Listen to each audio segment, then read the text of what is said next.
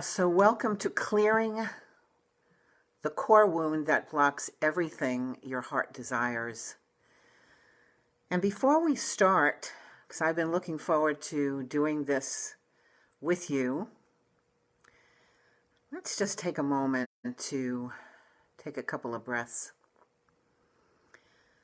Many of you are tuning in from all different parts of the world. Some of you may be just getting off work or preparing to go to bed, or maybe even waking up.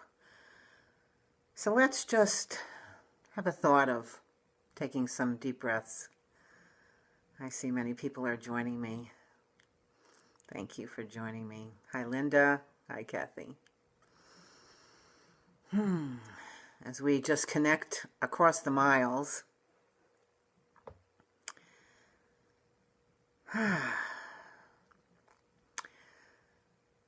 So this is a topic that is near and dear to my heart because it's one that I feel is a core wound that is affecting so many people for generations. And the core wound is not feeling good enough.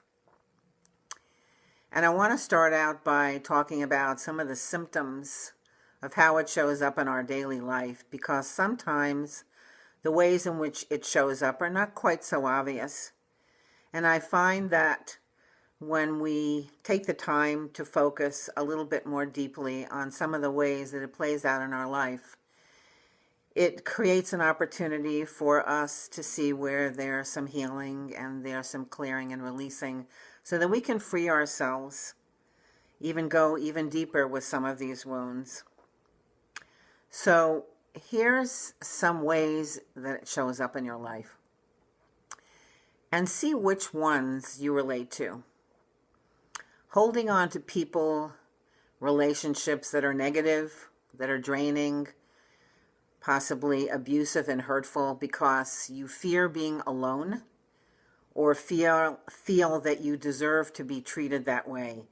If you've ever seen the phrase, "we teach people how to treat us," that's true, that if we don't feel self-loving, we don't feel of value, then we teach people how to continue treating us in that fashion because it aligns with what our beliefs are about ourselves. And especially if you've grown up under constant criticism, if you've been emotionally, physically, spiritually, or mentally abused, which is very common, unfortunately, in this world, then we become conditioned to accept what we deserve or what we think we deserve without even questioning it, because it's become so normalized. This is how it's always been. And in many families, people might be different, that it's not the same with everyone, until we start to get into conversations and start to question things. It's also a way that people struggle to find love, approval, and acceptance at a very high price when we hold on to these kinds of soul-sucking relationships, the ones that really hurt us. Another way is in the form of self-neglect and lack of self-care. And these are some examples of that you might identify, or you might be working with yourself. Ignoring your body needs for rest.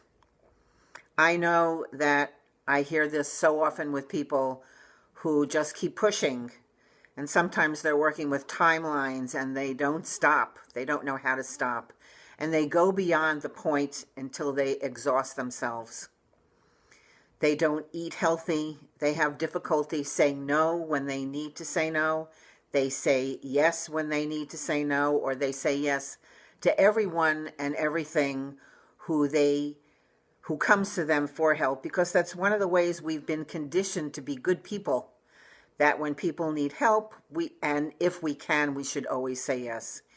Whether we're in a position, whether we're in a state to be able to really show up for people, we have learned to put ourselves on the back burner, sometimes at a very high cost. Having no boundaries.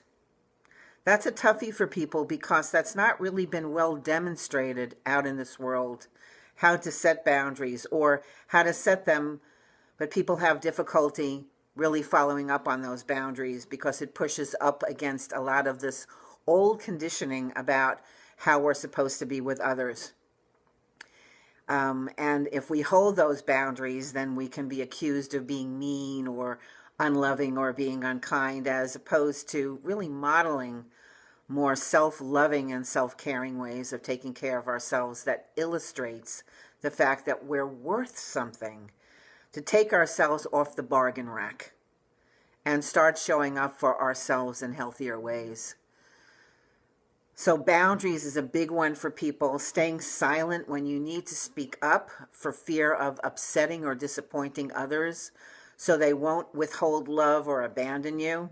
The old message of, if I'm a good girl or if I'm a good boy, then I will be loved. And again, sometimes that's at a very high price that we don't even realize because this is how we've been taught to be. That's been handed down generation after generation. Lack of self-value sets up a lot of money struggles. And money struggles, I find so often, are a reflection of low self-worth. I know so many people stay in jobs that are just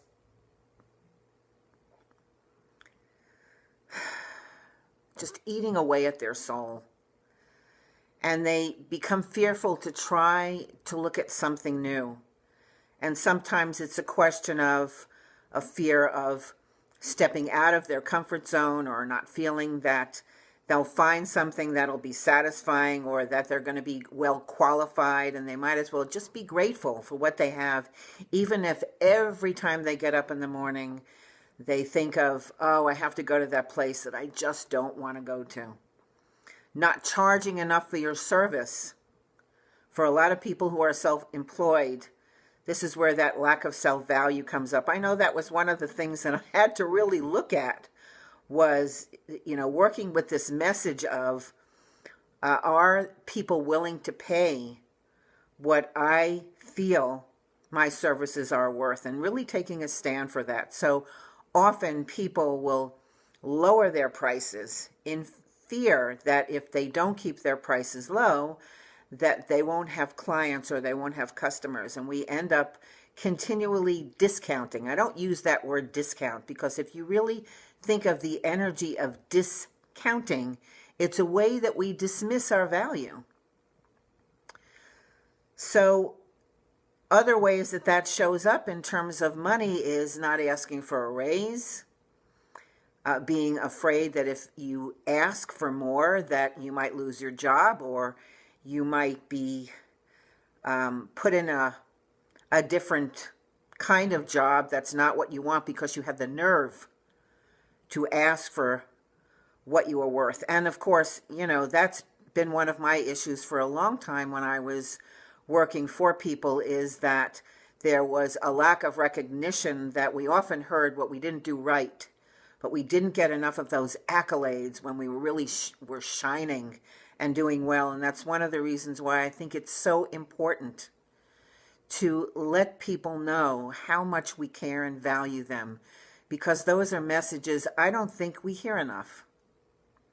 So sometimes people will accept low-paying jobs rather than applying for work that is more satisfying because they don't feel that they're good enough, smart enough to apply, and so they don't try. They talk themselves out of it. Some other ways that it shows up is in health and healing. Not feeling good enough blocks the most powerful healing energy, which is love.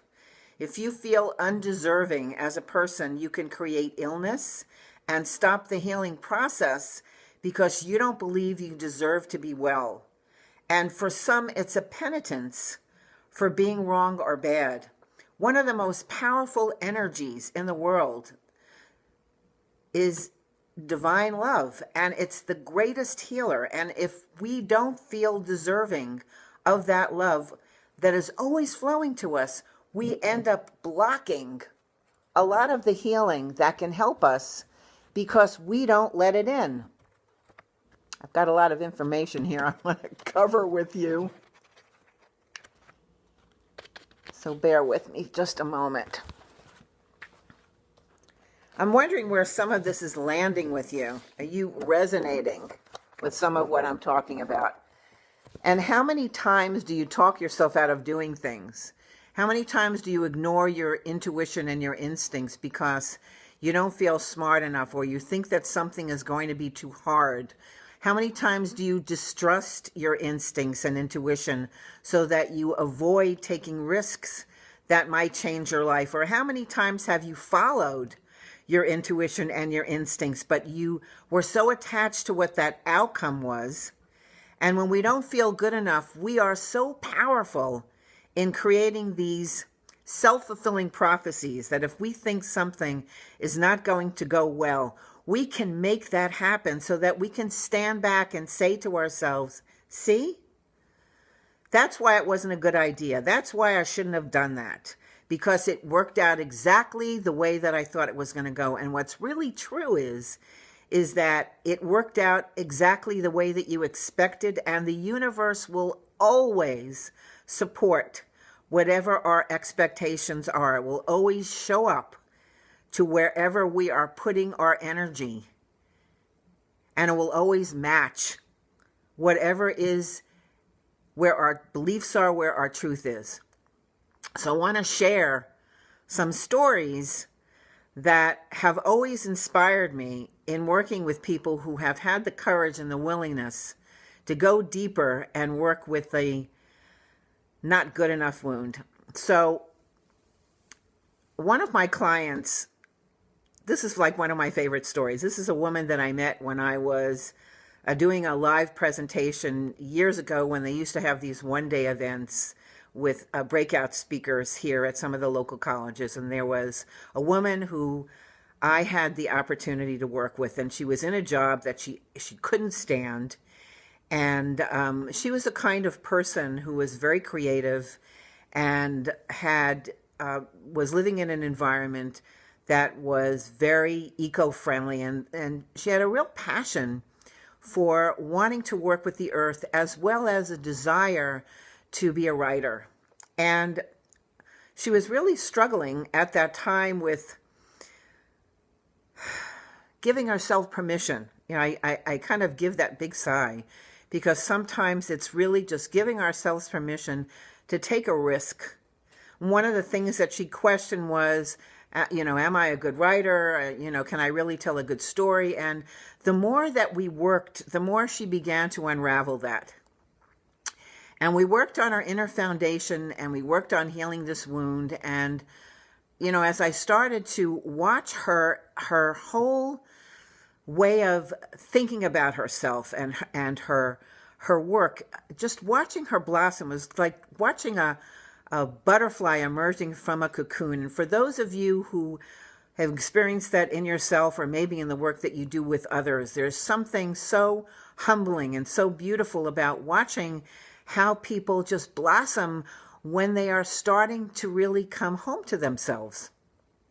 So one of the things that she did that was very gutsy was she quit her job, and she started working with a co-op, doing work with these people who were into eco-farming, and she started to look at writing a story. And I'm so excited about this. First time out of the gate, she had a passion for writing children's books. And one of the major publishing houses for children's books in New York bought her story. Here's her book. I can't tell you how excited I was for her that she took that leap of faith, that she put all of those stories aside. She really worked on herself. And while I haven't been in contact with her for several years, and she did write a second book, I have to tell you, this book is so adorable. And so is her second one. And I took a peek at what she was doing before thinking about this webinar today that I'm doing with you. And She is still writing. She is also teaching and leading writing workshops. She is so engaged in the world of authors. And I remember how far she came, and just watching, as I said, just watching her step out of that old pattern and, getting published by a major book company is not a very easy thing to do. And it was so exciting to see how she created that. Another story that I want to share with you that you might also be able to relate to is that we can make ourselves sick and use illness as a means of not moving forward on our dreams. I was working with a client several years ago who wanted to start a new business. And she came to me because she was at a place of frustration. Every time it seemed as if she was going to take the next steps, and she had worked with a lot of coaches and she had a lot of different strategies, and nothing seemed to work for her. Every time she was ready to try and move forward, she would have a fall, or one time she had a car accident. She kept coming down with colds and flus and all sorts of different illnesses, so that she could step back and say, I can't do this because I'm not well enough to really move forward on this. And we really talked about that. And one of the things that came up for her was fear of failure and fear of success, which is really big for so many people. Even fear of success is oftentimes even greater than fear of failure, because one of the things that I think many of us have come to understand, that it's through failure that we develop proficiency. But when you don't feel good enough, you're not always willing to try because you expect to fail. And also, success brings a lot of changes.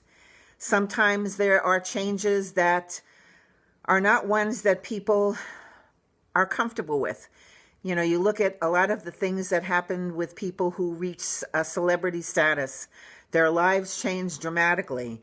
And sometimes that fear of not being good enough is, if I become really successful, I always have to show up and be at this really high bar. And that in itself is tremendous pressure.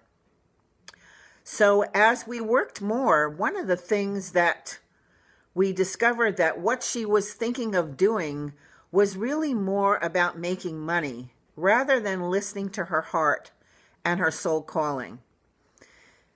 So here's what changed as she started to get clear. She started having more energy. She stopped getting sick and creating obstacles. She developed more self-trust and confidence in herself. And when she got clear of where her passions, where her gifts and her calling was, and she really had to dig in deep and do more of that introspective work and begin to recognize all that she really brought to the table, when she started moving in that direction, even though she wasn't 100% clear of what that was going to look like, opportunities started opening up, which included a lot more money in abundance. And now she's doing work that she absolutely loves. And of course, as part of what I'm sharing with you tonight, I have to tell you a little bit of my own story, which you may also identify with. When I grow up, I've shared some of this. I had a stutter, and I also had a very Jewish nose. I grew up in a family where my parents went to work when I was young because we needed the extra money. And my sister was a bully. And growing up with her was very difficult because I always felt overpowered and overwhelmed by her. And I know this is probably hard for you to imagine because I may seem to be very outspoken, but I was a very shy child. And there are times when I'm really more of an ambivert, where I can be very introspective and much more quiet. And then there are times when I can be much more vocal and visible. And I'm very comfortable doing that, especially when I'm talking about something that I love, like what I'm talking about with you now. I also had the misfortune of having several years in middle school with a teacher who continually criticized and humiliated me as she did with many people. And, when you're under that kind of ongoing mental abuse, it's hard to deflect that when you don't have a strong sense of self-esteem. So, of course, some of that got in.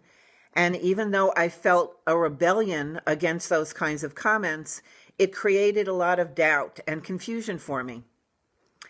I finished 2 years of college. I didn't go beyond that, and that in itself also set up not being smart enough. And I was told by several authority figures that I would never amount to very much. Well, look at me now.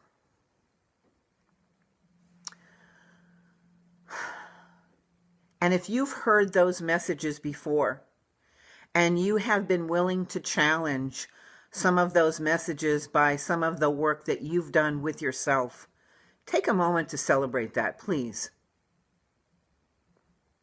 Believing that you are not good enough is one of the greatest wounds humanity suffers, because it brings shame and beliefs that we are defective at a core level.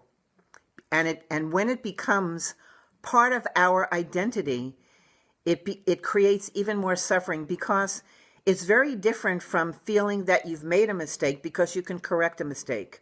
But when you take in that belief at a core level, at that shame level, and believe that is true at your essence, it makes it so painful, because how can you change the fact that you are believing that you are broken, that you are flawed, that you are bad, or that you are wrong, and no matter what you do is never enough, and nothing can change this belief at the deepest level when we are disconnected from the truth of who we really are, when we accept that as truth, which is the biggest lie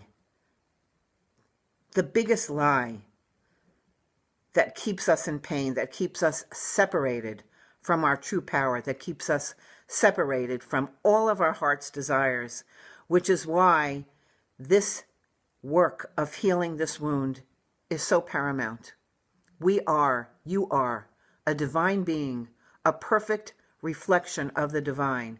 How can you be anything less than the stuff that creates worlds? And we can know this intellectually. We know this at a soul level, but we are human beings who have been indoctrinated with all of this information, with cultural conditioning. And no doubt there have been plenty of experiences that have been collected by our minds to prove this to be true, until we begin to challenge these beliefs, which is what this journey is about, which is why this time is so powerful. This is why doing this inner healing work is so important, because it affects every area of your life. In creating more healing relationships, feeling good about yourself, having vitality and vibrant health, living your purpose and thriving with abundance and money, and opening to possibilities beyond our wildest imaginations. This is a pivotal time in our life. This is a power time of the year to work on this. And even if you've done a lot of work on yourself, this can still show up. Why? Because as we continue to grow and evolve, we find layers of wounds that we're ready to heal at a deeper level. And for many of us, because of our purpose, we are also doing a lot of the work for humanity. We're doing a lot of the work that others cannot do for themselves. So let's dive in and work with this a little bit. Get a piece of paper out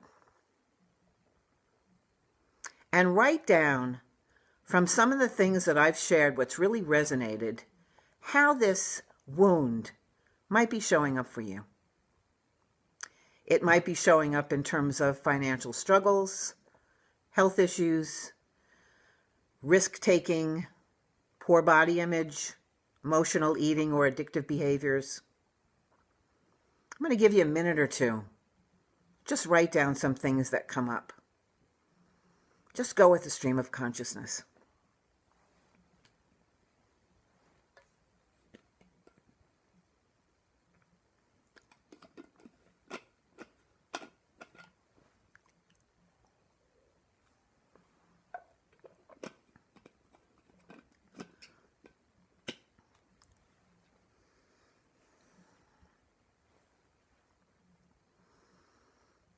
let the judgments go.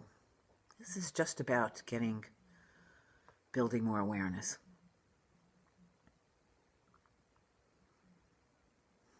I see a lot of my friends here.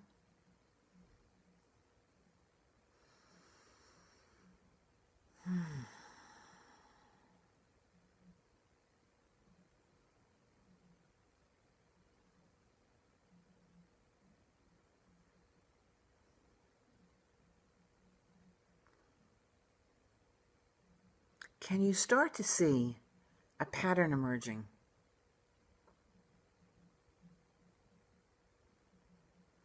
And now take a moment to see where else that pattern may be showing up in your life.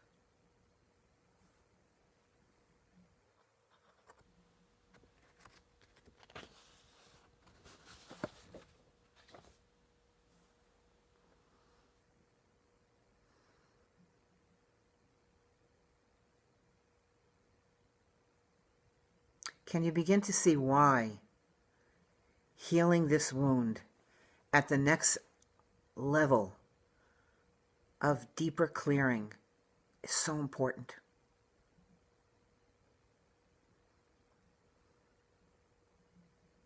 When we're holding on to this energy, we also can use it for self-punishment. We do that by withholding things that help us. Or I was reminded as I was collecting my thoughts and getting all of my notes together that I wanted to share with you of a time when I had gotten a new car. I had gotten off of a call with a client, and I didn't feel that I did a really good job. I felt that I really screwed up, and I left my house. I went to run an errand, and within 5 minutes, I managed to put a dent in my car. And I knew that was my way of saying, you screwed up on the call, and that's your punishment. Because I know some of the ways that I can do that. And there are different ways that we can beat ourselves up. Sometimes it's doing some physical harm. So that's another way the symptom of not good enough can show up, when we've done something that we feel was not okay, that we hold judgment and unforgiveness towards ourselves. And within a very short period of time, we find a way to do something to let ourselves know how bad or wrong we are, continuing to keep that wound alive. So I want to offer you something that you can also play with and think about. Let's say you have a pattern of comparing yourself to others, which makes you feel bad about yourself. That's a very common way that we beat ourselves up, especially when we're looking at people that we respect and admire, or we think that there are others who are doing better than we are, smarter than we are, and we may be having a little bit more of a difficult day. And so we can beat ourselves up even more when we're depleted, when our self-care is down, when we're not at our best. The comparisons and the negative self-talk can really get wound up. So let's say you have this pattern of comparisons.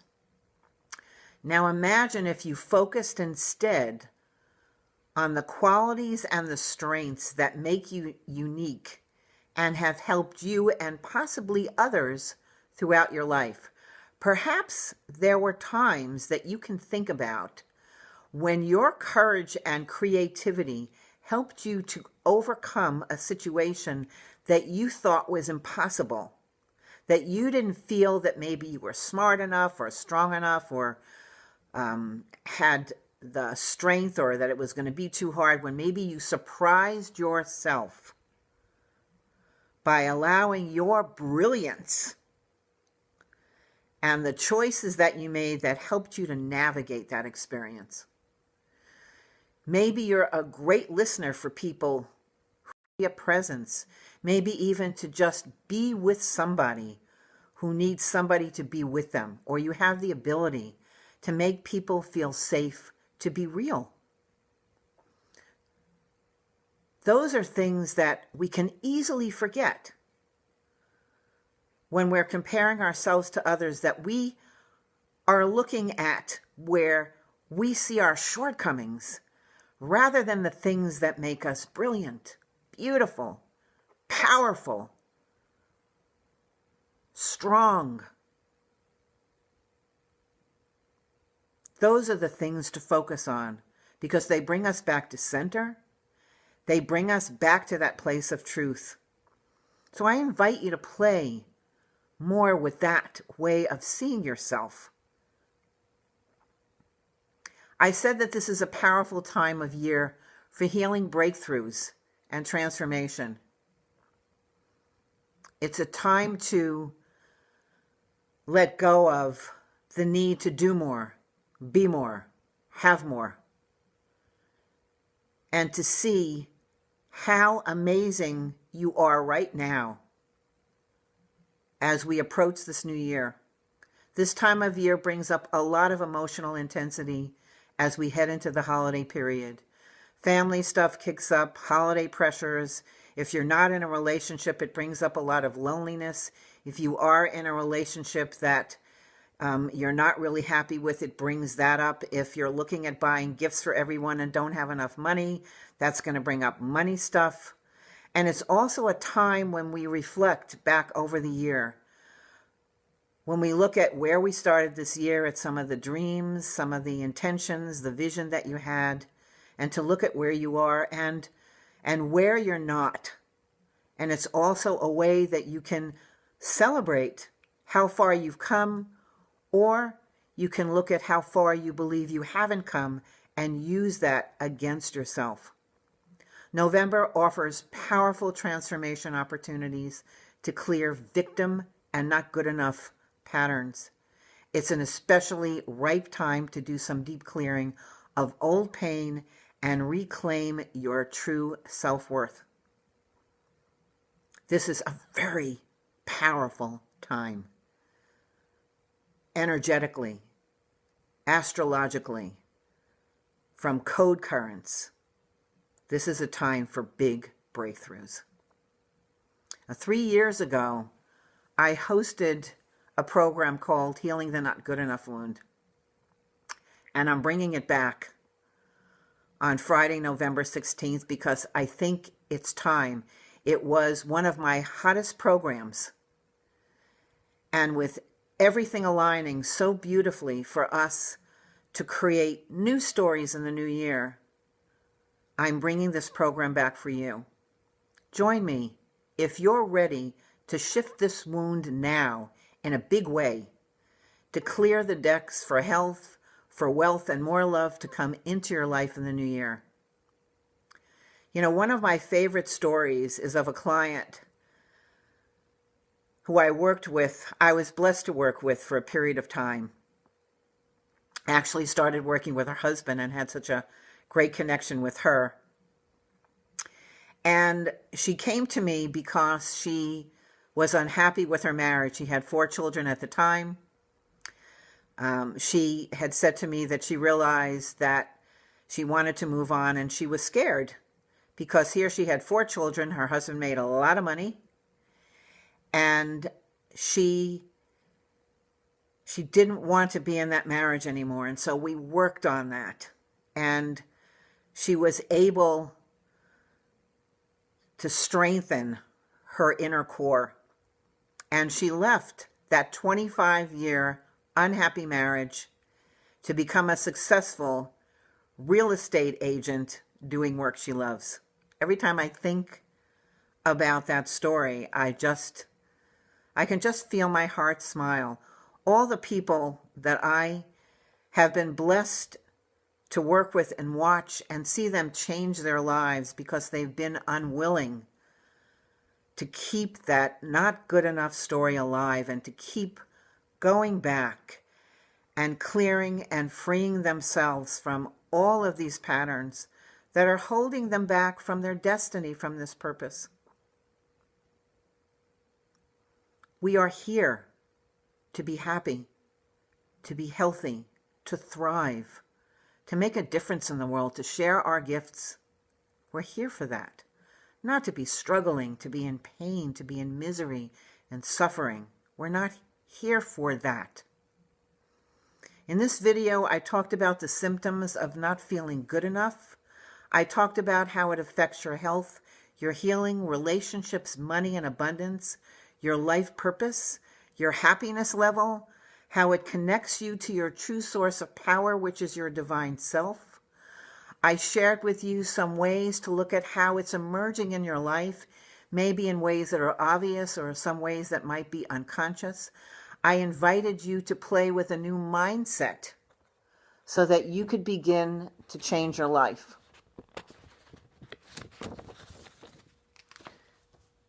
Got a lot of pages here. A lot of stuff I wanted to share with you. So now I'm inviting you to join me on Friday, November 16th, if you're ready to create a new health and life story for the new year, if you are ready to break through the next layer of this pattern. And here's the link to sign up. It's right on my website, lorrainecohen.com/healing. I invite you to take advantage of this early registration through this Friday, November 9th. Till midnight Eastern, I've got a very special price for you, and the price goes up at 12:01 a.m., November 10th. I already have 5 people signed up who registered immediately before I even let folks know about it. And so I'm excited to invite you to join me. Let's create some new stories together and create a new world. Thank you so much for joining me. From my heart to yours, I share so much love for you that your life will be as blessed and as joyful as you wish it to be. Have a wonderful evening, and I hope you'll join me in this program. Take care.